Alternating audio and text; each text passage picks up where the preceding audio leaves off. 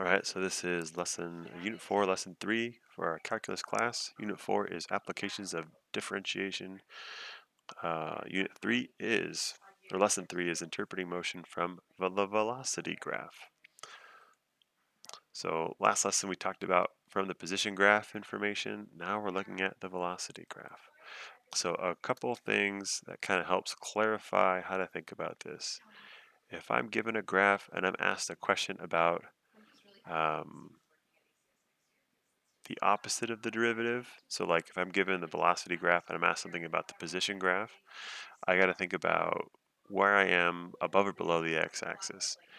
If I'm given a question that's a derivative question, a single derivative, like if I'm given a position graph and I'm asked about the velocity, then I got to think about the slopes of the tangent lines.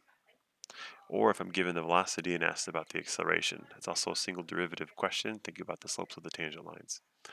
A double derivative question, like if I'm given a position graph and asked about the acceleration, then I should be thinking about concavities.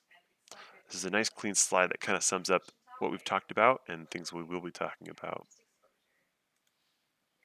So here's an example of a velocity graph. On what interval is the object moving to the right? Well, again, we're asked, we have a velocity graph and we're asking a position graph. So that is thinking about above or below the x-axis. From 0 to 1, we're below the x-axis, so that's moving left. 1 to 7, we're above, so that's moving right. And so right here at x equals 12, we're technically at rest, and 0 is not below the x-axis, so this would be actually what I'm trying to say here. It's not below the x-axis, so when we write the interval from 7 to 18, we do have to write our interval notation as 7 to 12 in unison with 12 to 18 so that we can specifically exclude 12 because this is a party of negative numbers and 0 is not negative, so it's not invited at the party. Sorry, 12.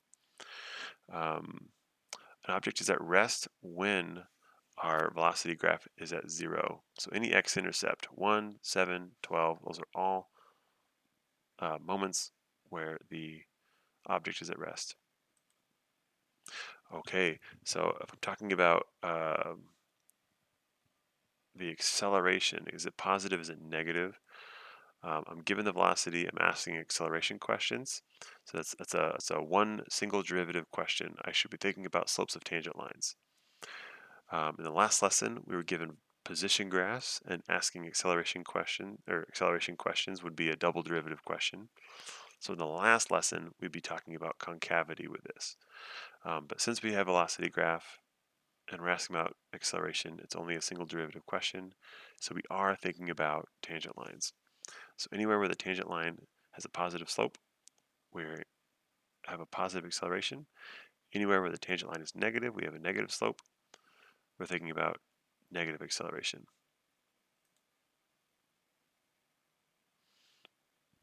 All right, intervals where our speed is increasing and decreasing. So if you recall, speed is the absolute value of velocity. So anytime our speed is going away from the x-axis, we're increasing our speed. So anywhere in green, we're moving away from the x-axis, our speed is increasing. Anytime we move towards the x-axis, so on these intervals, we're moving towards the x-axis. Anywhere marked in red is towards the x-axis. These are all instances where our speed is decreasing. All right, so that's that.